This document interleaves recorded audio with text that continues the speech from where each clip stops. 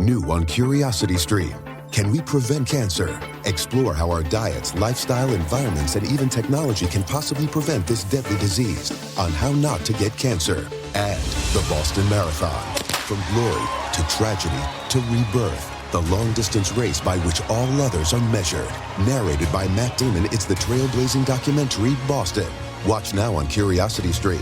Annual plans are $20, just $1.67 a month. Visit curiositystream.com. $20 million, $19 million, $6 million.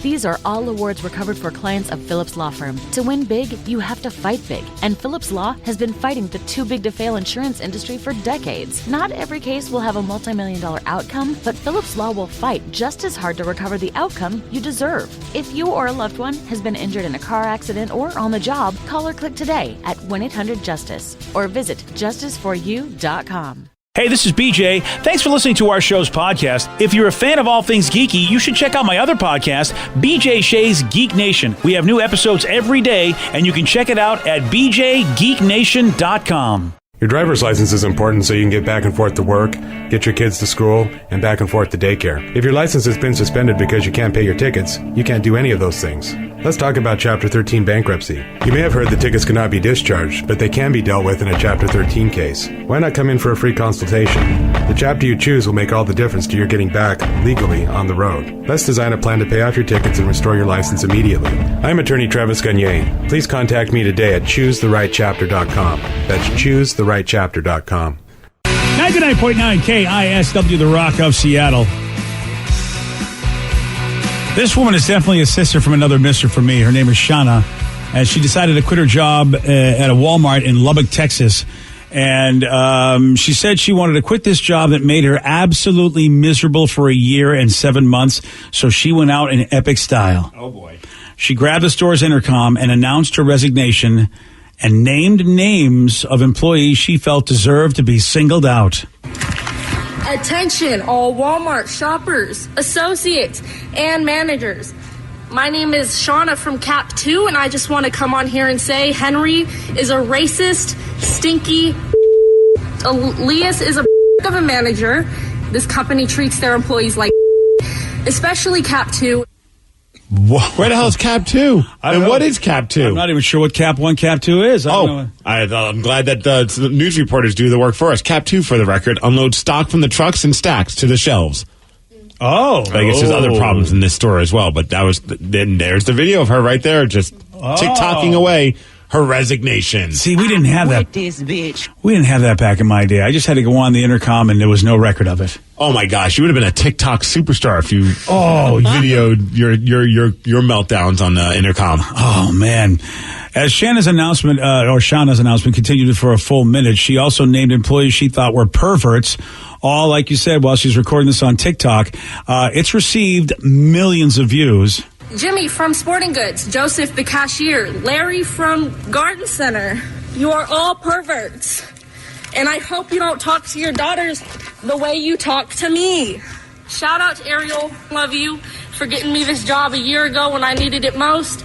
Managers, this company, this position, that big lazy Chris Price. I quit. Wow. I'm out. I'm out.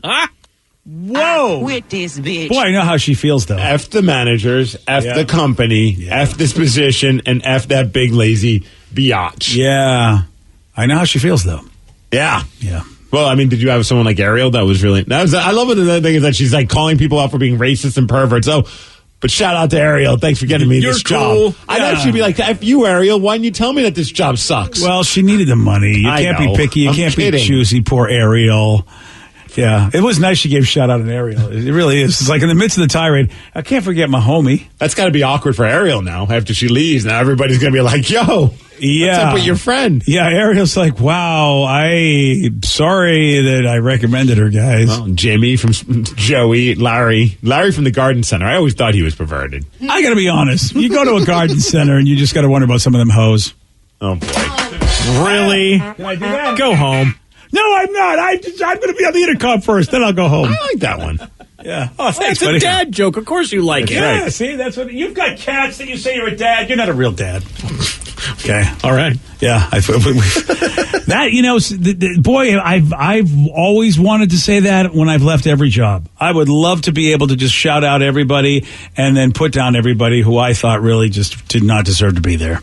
I always said, like, if it was like the last day ever of our gig, like, what would I do? Ooh. And it would be we're always told to kill them with kindness and just, like, don't let the trolls get to you. I think that would be the day where I just let the trolls know what I think of them. Oh, you know what I mean? Yes, that is that. You're you have right. Zero repercussions. Like, I know, like, it's not the look. I know take the high road, and that's nice and all that good stuff. But there are days where you just want to be like, "What the hell is wrong with you?" And say it in way more colorful language. Yeah. And just let people know, like the ones that are like. People who hide behind keyboards and are just miserable Fs. I guess I'm doing it right now. But you know what I mean? Like, yeah, you kind of, you know what? Is this your last day? I don't know about it. No. Well, that'd be awkward if it was. That would be It's not intentional. It's sort of Steve's kind way of calling out the trolls.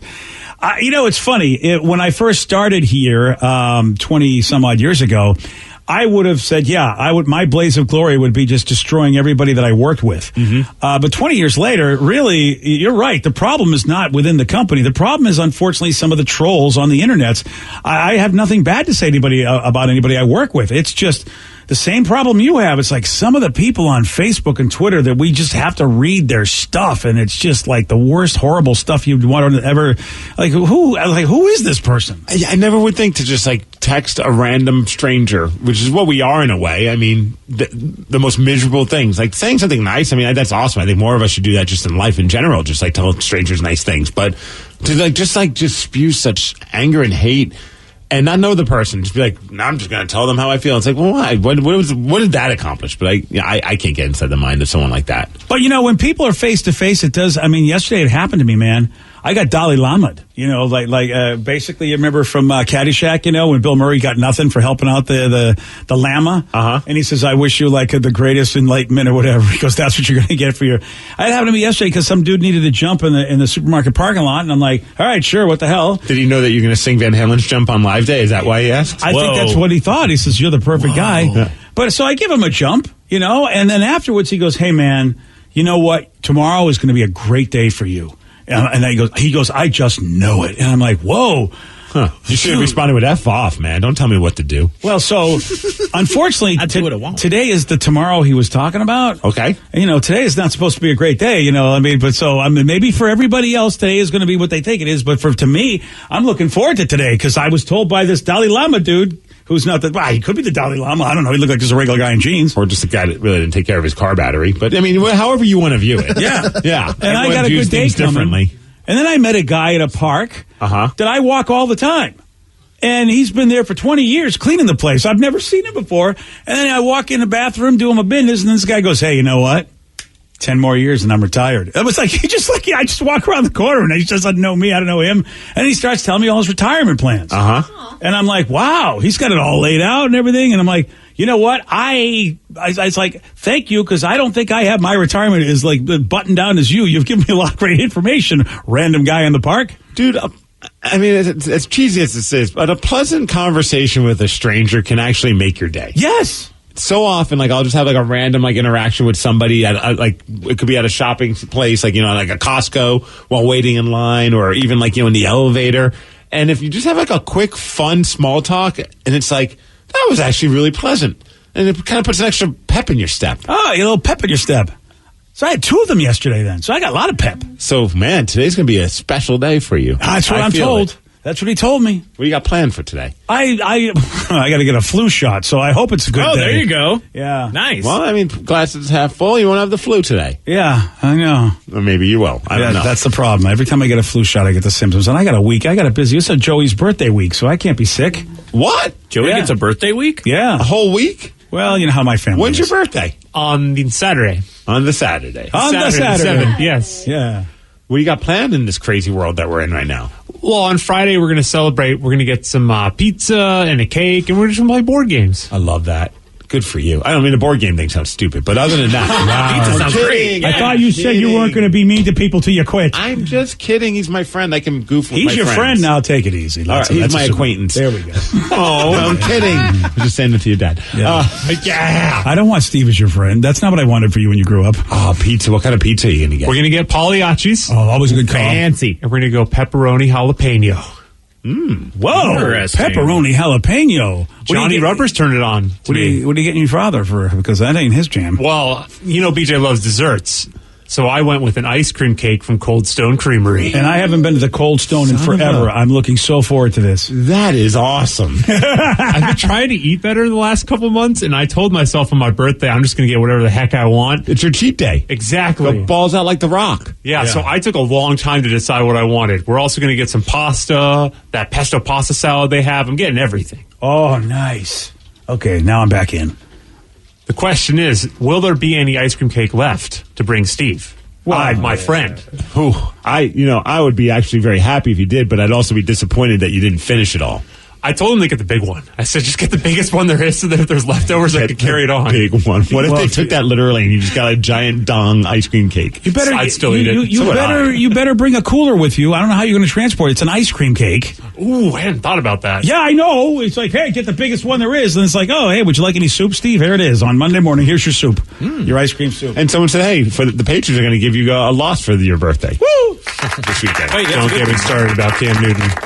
We are not friends anymore. You guys are just sucking for luck. I mean, granted, there's no luck, but you guys are trying to get the first-round draft pick, and I think the Patriots are brilliant. I'm telling you, Steve, they are going to have a horrible season so they can get themselves a new quarterback. The problem is we're in the division with the Jets, and the Jets suck.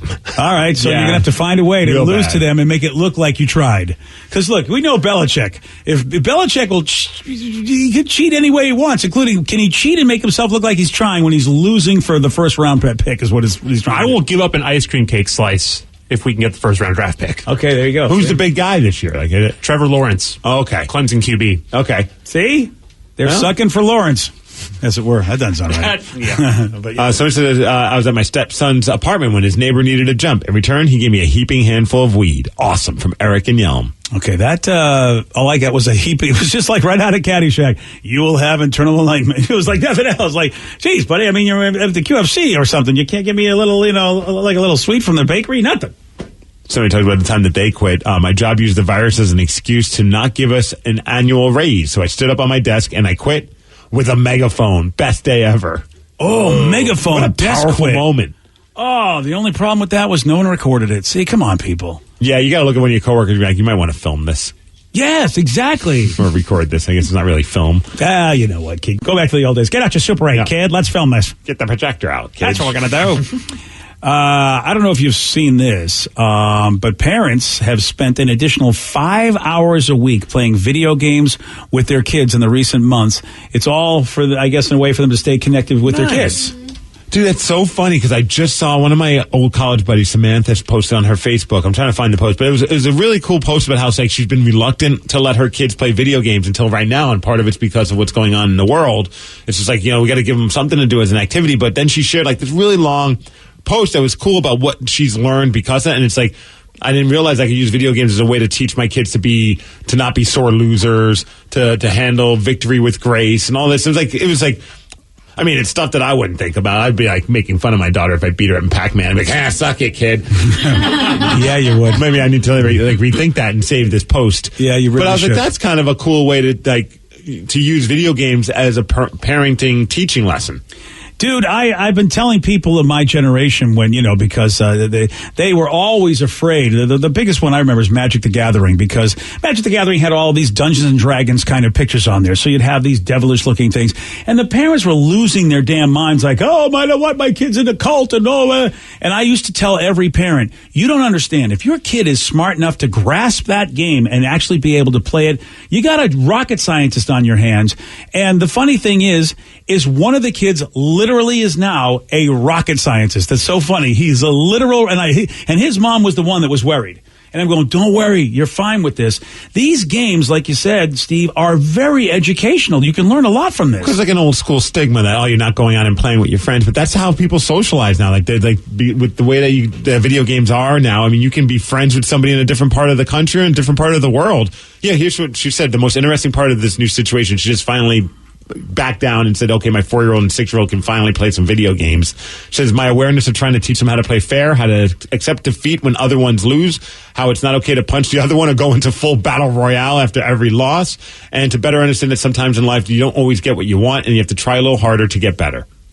Yeah, it's really something, man, because the key to martial arts is the fact that your opponent is actually working with you to make you better. Because the true opponent in anything is you.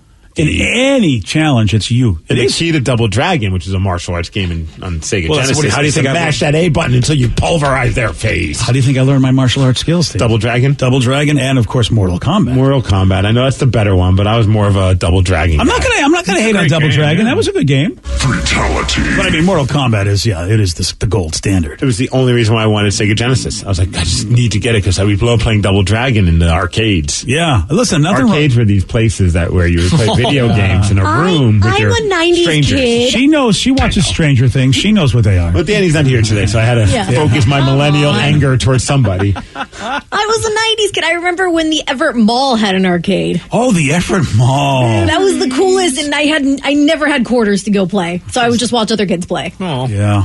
Well, this study says that 6 in 10 parents have enjoyed gaming sessions with their children, Fortnite, FIFA, stuff like that. And a tenth of them said they have actually picked up a joystick for the first time in their lives because they wanted to share quality time with their youngsters, which, by the way, there's an idea. You got to get involved with people you're involved with by doing it with them so you can see why they love what they love. So my son's grandma just bought an Xbox to stay in sun with him. Stay in touch with him, or stay in some with him. Hey, I want to stay in some with you. What is that, Stroke Grandma? just hit me. Yeah. Grandma, do you need your medicine again? I want to stay in some with you. How about Grandma wants to keep in contact with their grandson, so she's playing video games with them? That's a cool way to be. It really, really is. Well, I think about when I was a kid, and I just wanted nothing more than to play video games. Whenever we go to family gatherings, they wouldn't allow us to touch the video games, even though my uncle had a Coleco and television, Atari. He had everything of the old school game systems, and they would never let us. But finally, one day, he just backed down or stood up to his own wife and just I'm going to go play video games with Steve. And it was the best family get together ever because we played baseball. Yes. And it was just I'm like, do you play video games? Oh yeah, I play them all the time. It just, your aunt doesn't want us to play any on Christmas. I'm like, well, that's stupid. And then it's exactly stupid. Yeah. Yeah. Well, it's a good thing he finally said, you know what? The line is drawn. He got in a lot of trouble for that, though, and he never did it again. Oh, man. That's why I love my wife, because that just wouldn't fly.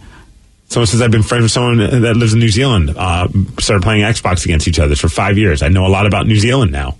Well, here's the thing. If you're a parent, 57% of these parents that have engaged in video games with their kids have reported that their children now see them as more fun when they play games together, which if you can, build that really great relationship with your kids, you're going to survive the teens a lot. I mean, it's, that rebellious period's not going to be so bad. I think that really helped out with Joe and I because we had battles. And it's because I was really a bad father. But we had battles, but we were able to bond over Magic the Gathering, and we took trips together. We did stuff. And I think that really helped because, we just had different communication styles. But at least through that game, we figured it out.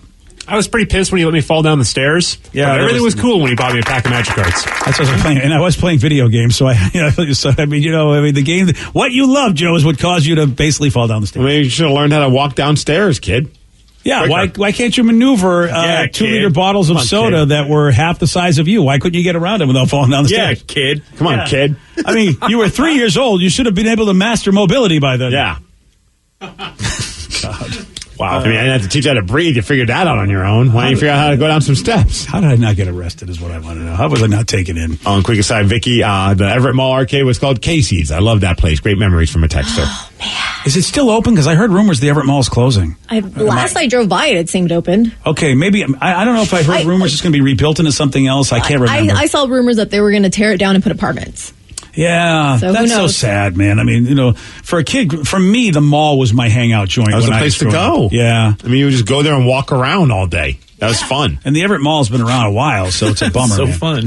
So I remember when the Everett Mall had Mr. Bill's. I missed that place. They had a massive burger challenge. I always love watching someone trying to eat a burger as big as a pizza. What the hell is Mr. Bill's? It was like this old school diner type restaurant. My dad, we would all I love go. this place already. And he would, you would see pictures of actual football players. I think my dad even said some Seahawks had tried to go and eat the big burger challenge. It was ridiculous, but they had the best food. I remember, I think I was 7 or 6, and I wish it was still around. It looks like it was closed in 2005. Yeah. Oh, man.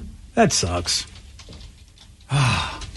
Bring it back. Bring it back. I'm always up for any food, so I'm all. Oh, well. Yeah. Any food. Let me give a shout out to Jay's Cafe then. One of my buddies, JJ, turned me onto that place up in Bothell. Is JJ the owner of Jay's Cafe? It's so funny. No, he's not. But but they know He's him. in cahoots. All the J's are. You The other J is. If a J refers you to Jay's Cafe, you get some money. You want to know what he does? This guy's got the greatest routine ever, this guy, JJ. If he doesn't have people that he goes to Jay's Cafe with, what he does is he goes by himself. They know him so well that as soon as he sits down, they bring him a big pitcher of soda. He's ready to rock. And he watches Saturday morning cartoons on his phone while he's having breakfast, like the old days. Living the good life. I know. That sounds fun. That's his routine every weekend. He just watches the cartoons, and and because he's got his phone, he can just pretty much get in. He doesn't have to rely on anything. He gets the old school, whatever he was watching. And I thought, man, I remember that. That's a good idea. Oh, Jay's Cafe is good. Get the Ramblin' Scrambler. So good. The Rambling Scrambler. Oh, yeah, they put everything in there. I don't know what's in there. I mean, I have no idea, but it's just rambling right in my belly. What the hell is in a Rambling Scrambler? I know. It's their special. So there's meat in there, some kind of meat. I think it's like a pork sausage meat all cut up nice. In Jay's Cafe. Yeah. Oh, it's good. They got good stuff. Good coffee, too. Oh, and good waffles. Okay, they got everything. Stop making me hungry. Sorry, it's up in Bothell. Yeah, I don't even know what a Rambling Scrambler is, but I want it now. Yeah. Oh, you want it, all right. All right. And now I don't want it with how you just said that. I made that weird. It's got the old diner feel to the place, too. So, it's like, it's a cool, local joint. Yeah. Yeah. All right, here's a question for you. What is the oldest song ever written? I'll give you a clue. It was written around 1400 BC. And we got the audio of it. You're going to hear it at 8:17 on The Rock. BJ and Migs, mornings on The Rock, 99.9 KISW. New on Curiosity Stream. Nobody said parenting was easy. A psychologist observes real caught-on-tape family moments and helps parents apply simple rules for happier homes on Kids and Instruction Manual. And one of the most well-known images in art history, the Scream, has been stolen numerous times and is not alone. Join the hunt for history's missing masterpieces on Raiders of the Lost Art. It's all on Curiosity Stream. Annual plans are $20, just $1.67 a month. Visit curiositystream.com. $20 million, $19 million, $6 million. These are all awards recovered for clients of Phillips Law Firm. To win big, you have to fight big. And Phillips Law has been fighting the too big to fail insurance industry for decades. Not every case will have a multi-million-dollar outcome, but Phillips Law will fight just as hard to recover the outcome you deserve. If you or a loved one has been injured in a car accident or on the job, call or click today at 1-800-JUSTICE or visit justiceforyou.com. Anywhere fans go to cheer on their team, there are behind-the-scenes MVPs ensuring everything is game day ready. We see you, Joe, fixing seats so every fan can enjoy every game. And Allie, who keeps her stadium running smoothly from the moment the first game starts to the last play of the season. At Grainger, you're our MVPs, and we're always here for you with supplies and solutions for every industry and 24/7 customer support. Call, click Grainger.com, or just stop by. Grainger, for the ones who get it done. 99.9 KISW, The Rock of Seattle. Well, we have got a version of the oldest piece of music that can be reconstructed. Ooh. The oldest piece of music right here. It's called Hurrian Hymn Number 6. Oh, I thought that was a Nickelback song. That's actually number 4. Oh, okay. That's Hurrian number 4. Yeah, it was written around 1400 BC and inscribed on a tablet in Syria. And the version starts as an instrumental, but then switches to vocals.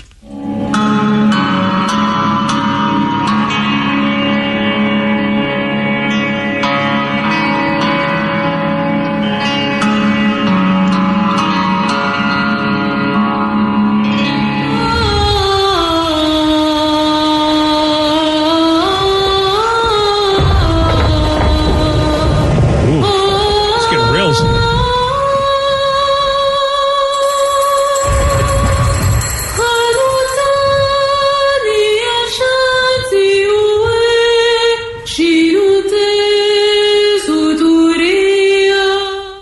So we are, this is AD we are at, so we are in the year 2020, plus another, another 1,400 years, so... A long time ago, is what my calculator says. Am I thinking about 3,500 years old? Is that what my brain is telling me?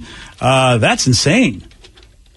Wow, isn't that nuts? I just love how, they're able to figure out what the song was supposed to sound like based on the notes that they wrote out and and be able to, because obviously you don't have a recording of that. I can't imagine that they had vinyl. We didn't have a recording of that back then? They had 8-tracks, but those 8-track players are hard to find. That's a good point. Anybody else feel like it was the beginning of a metal album? Yeah. Totally. Intro song to before you get into the main song. That is a good one, yeah, because I could see that. I was more thinking it's some kind of crazy Highlander type movie where it's some kind of epic battle is about to start the movie. Yeah, with thunder. Yeah, have you ever heard the band? What they call it? Who? They're not the Who, but it's HU.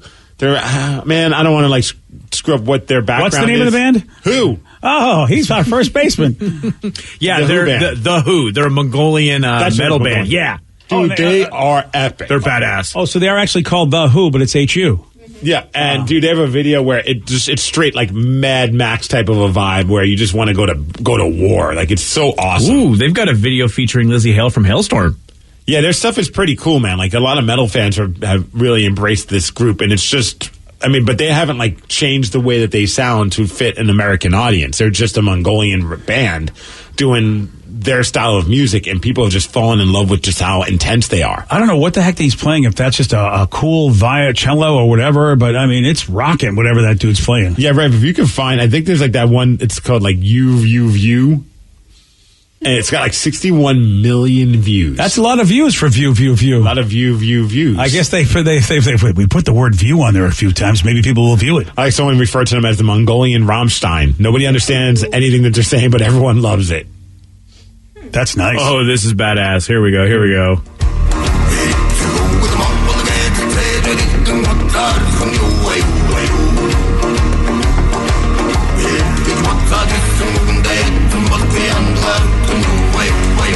Hope they're not cursing at Mongolian. Yeah, they're not.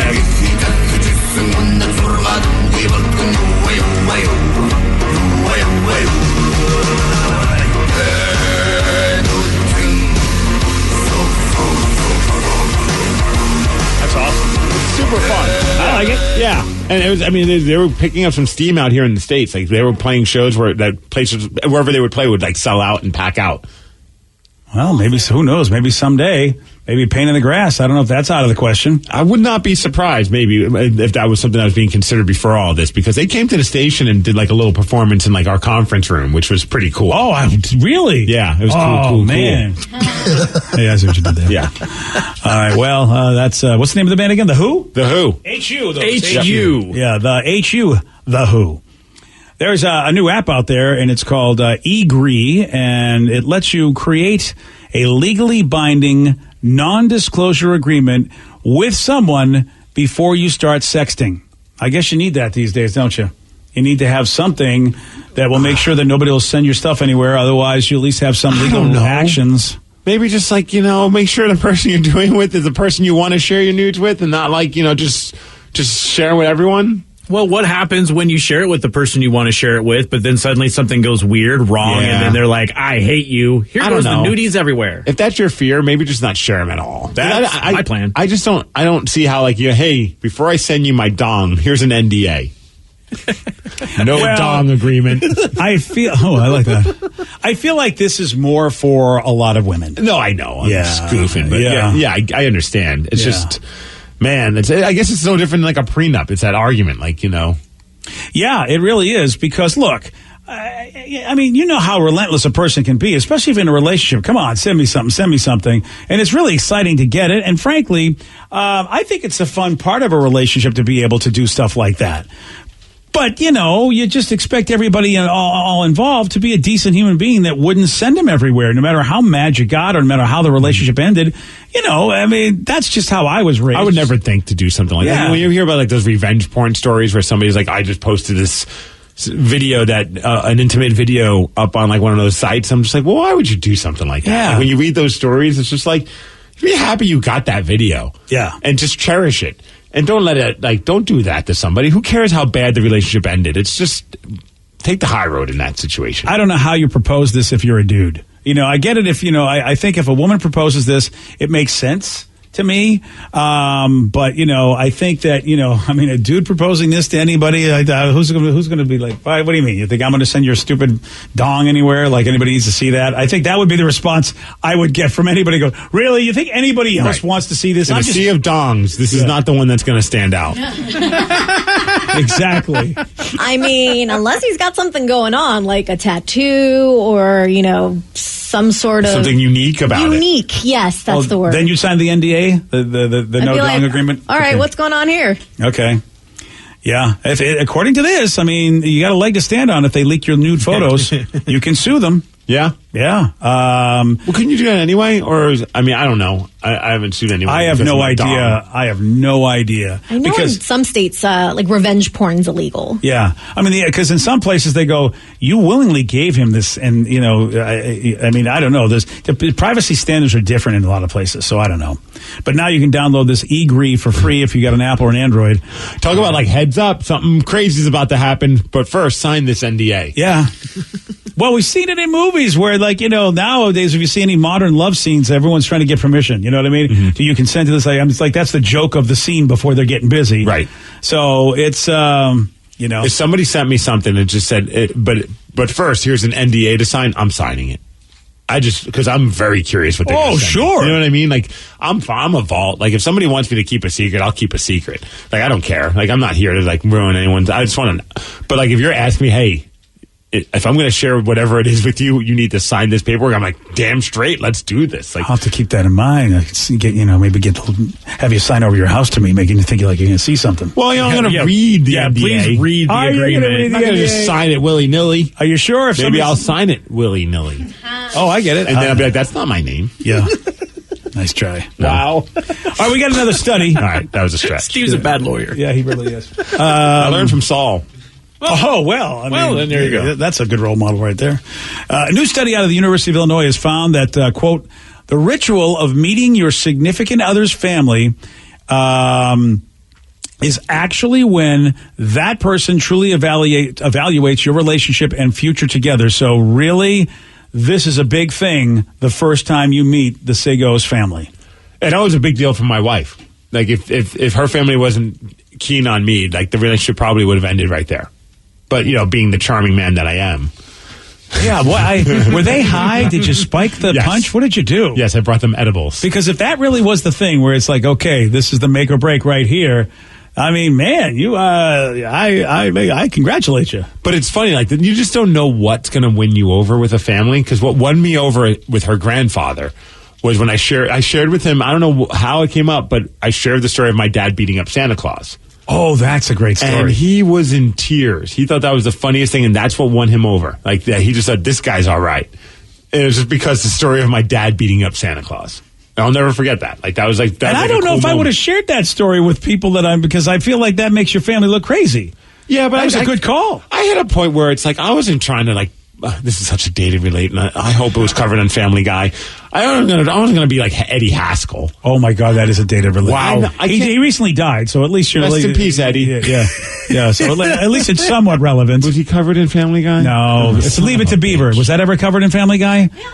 Okay, I know Leave It to Beaver. Eddie Haskell was an ass kisser to the Beavers family. Oh. Do we have any modern day relate? But he was kind of like a douche otherwise. Who was an ass kisser on a sitcom that would be like the Eddie Haskell? I can't think of anybody that's the big ass kisser on a sitcom these days. Nobody was always... None on that level. Yeah. He was like a troublemaker that was kissing their butts, though. Oh, he'd walk in and he had all the finest manners, and then as soon as the door closed, he was the worst friend. Caused trouble. He was really the worst friend you'd want your kid to have, but the parents were wise to it. I guess maybe, it's an older relate because it's 90s, Angelica from the Rugrats. Yeah. Oh, yeah. Yeah, I can see that. Good call on that. Yeah. The closest one I got. Yeah, so I don't want to be like Angelica from the Rugrats. You don't want to be like that, yeah. You know what I mean? So I just kind of went and I was myself. Obviously, I was on my, I'm not going to be I'm just me. Whatever. And it worked. But on the flip side, like, if my family wasn't, happy they like my wife, but if they didn't, I probably wouldn't have.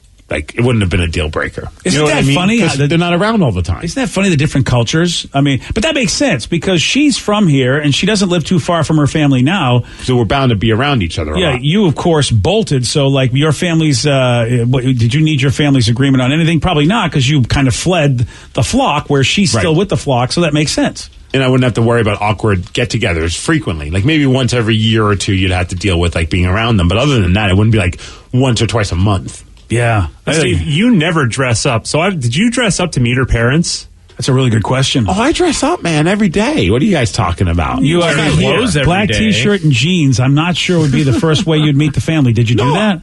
I don't remember. No, I probably wore something decent. I mean, I put on decent clothes when I do stuff. I just don't want to, like, do it here.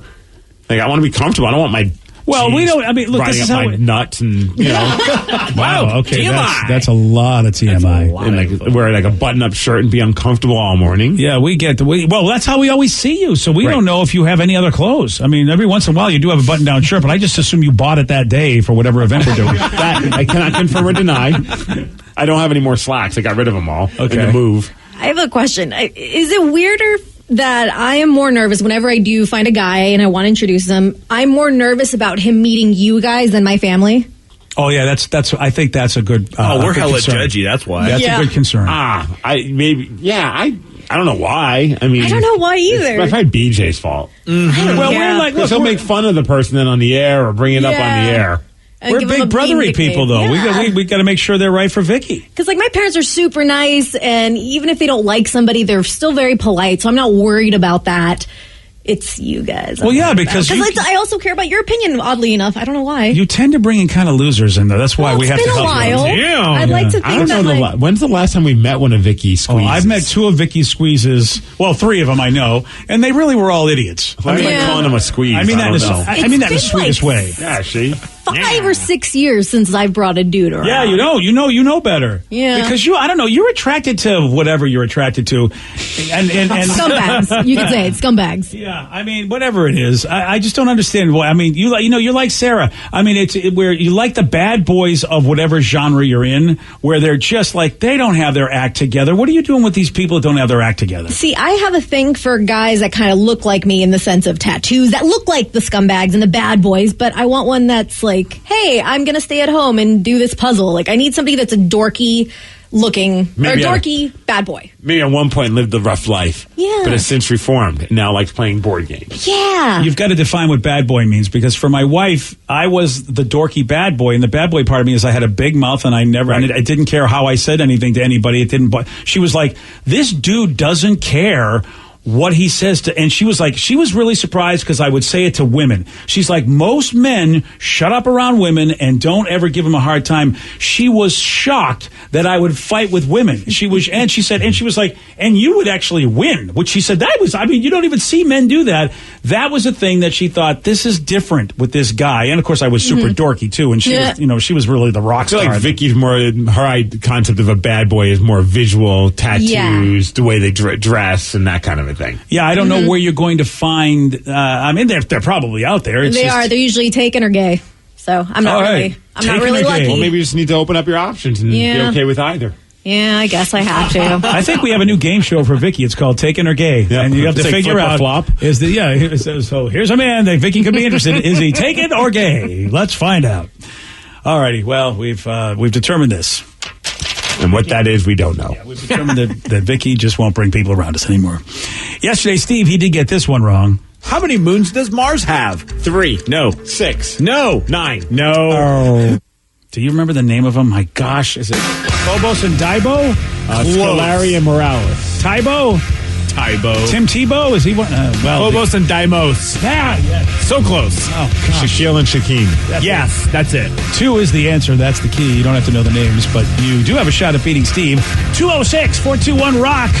Yeah, you know what we're doing. We're playing Beat Migs at 8:47 on The Rock. Today's podcast was brought to you by Travis Gagne, bankruptcy attorney. He's here right now and has agreed to answer more of your questions about bankruptcy. Here's another question from a listener.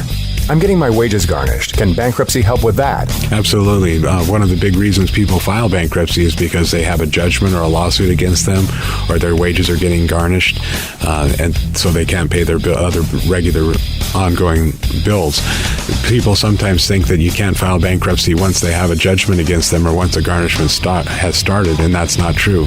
Filing bankruptcy will immediately stop any garnishment that you have going, except for child support, and stop your creditors from continuing on with garnishments of your bank account, your wages, and in most cases will discharge that liability through the bankruptcy process. And we can file a bankruptcy case for you usually the day you come in. Thanks, Travis. If you have more questions about bankruptcy, you can reach out to Travis anytime at choosetherightchapter.com. That's choosetherightchapter.com. Thanks for listening. New on Curiosity Stream. Can we prevent cancer? Explore how our diets, lifestyle, environments, and even technology can possibly prevent this deadly disease on How Not to Get Cancer and the Boston Marathon. From glory to tragedy to rebirth, the long-distance race by which all others are measured. Narrated by Matt Damon, it's the trailblazing documentary Boston. Watch now on Curiosity Stream. Annual plans are $20, just $1.67 a month. Visit curiositystream.com. $20 million, $19 million, $6 million.